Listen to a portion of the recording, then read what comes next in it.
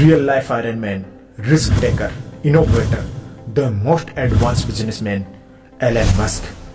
दोस्त आखिर तक वीडियो में बने रहिएगा। मैं आपसे दावा करता हूं कि आपकी इस वीडियो में दी गई एक सेकंड आपकी लाइफ के लिए इंपॉर्टेंट रहने वाली है। So let's start at the journey of most businessman personality Elon Musk. जब एलन मस्क 9 साल के थे तब उनको उनका पहला कंप्यूटर दिया गया। उस कंप्यूटर के साथ में एक प्रोग्राम बुक थी जिनको वह बिना सोए हुए मात्र 3 दिन में उसको रीड कर दिया और 12 साल की उम्र तक उन्होंने उस प्रोग्राम बुक और उस कंप्यूटर की सहायता से अपना एक कॉम्पिटिटिव गेम डेवलप किया और उस गेम को 12 साल की अवस्था में ही $500 में किसी कंपनी को सेल कर दिया। आप एलन मस्क के बिजनेस माइंड को यहाँ पर 12 साल की उम्र में ही देख सकते हो। अक्सर किसी सामान्य व्यक्ति को 6 महीने किसी प्रोग्राम बुक को रीड करने में लग सकते हैं। उनके भाई का कहना है कि वह 7 से 8 साल की उम्र में ही दिन में 15-15 घंटे स्टडी करते थे। अक्सर वह किसी से बात करते तो उसकी बातों में यह गुम हो जाते थे। ऐसी बातों का जब इनके माता पिता को पता चला तो उन्होंने सोचा कि कहीं ना कहीं इसके माइंड में कुछ दिक्कत है, तो उन्होंने डॉक्टर से जाकर इनका कान का ऑपरेशन करवाया। अंत में डॉक्टर ने कहा कि इनका आयु की लेवल इतना है कि यह किसी से बात करते हैं तो कोई भी दूसरी चीज इनको डिस्टर्ब नहीं करती, कोई भी दूसरा शोर इनको डिस्टर्ब नहीं करता है। जब यह 17 साल के हुए तो पेंसिल्वेनिया यूनिवर्सिटी जो कि कनाडा में है वहां पर इन्होंने एडमिशन लिया। पार्टी के शौकीन थे लेकिन एज कम होने के कारण इनको पार्टी में अलाउ नहीं किया जाता था और इनके दोस्तों ने एक प्लान बनाया, एक घर रेंट पर लिया जिसमें पार्टी के लिए $5 कोई भी अदा करके वहां पर आ सकता था। दूसरा बिजनेस मॉडल आप इनका ये देख सकते हो। इसके बाद में इन्होंने और इनके भाई ने मिलकर जिप2 नाम से एक कंपनी स्टार्ट की जो कि वहां पर ये बिजनेस मॉडल प्रोवाइड करवाते थे लोगों को और साथ में किसी भी बिजनेस की इंफॉर्मेशन। यह 5 साल में जो इनकी जिप2 कंपनी थी वह 507 मिलियन पहुंच चुकी थी। बाद में इन्होंने इसको 507 मिलियन में सेल कर दिया। एक बार एलन मस्क अपनी बैंक के डिटेल निकलवाने के लिए बैंक जाते हैं। वहां पर बैंक के बाहर लोगों की काफी लंबी लाइन देखी तो उनके माइंड में वहां पर भी एक बिजनेस मॉडल आया।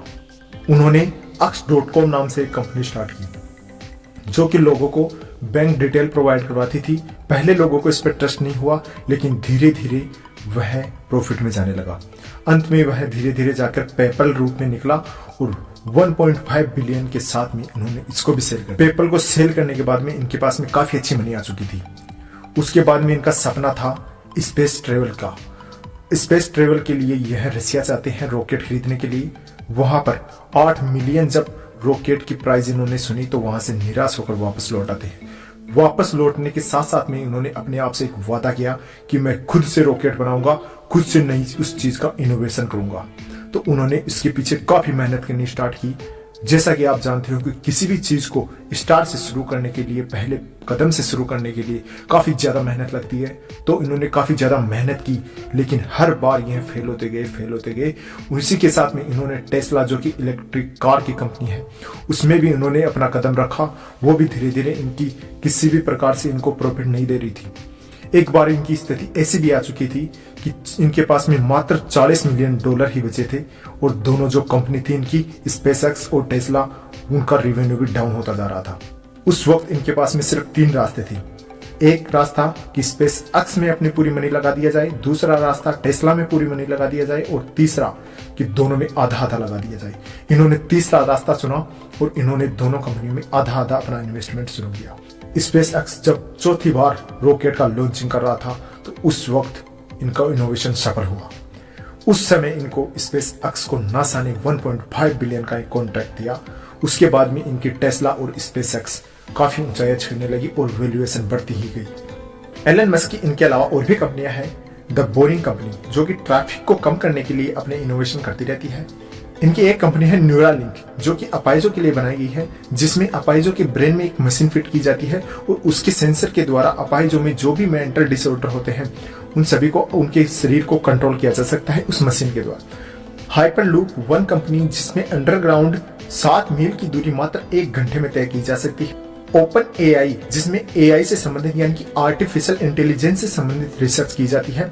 स्टारलिंक इनका एक प्रोजेक्ट है जिसमें 12,000 सैटेलाइट अर्थ के ऑर्बिट में स्थापित करने हैं जो ऑर्बिट स्टार के रूप में अंतरिक्ष में स्थापित होंगे जिससे कि हर जगह इंटरनेट की सुविधा प्रोवाइड की जा सकती है।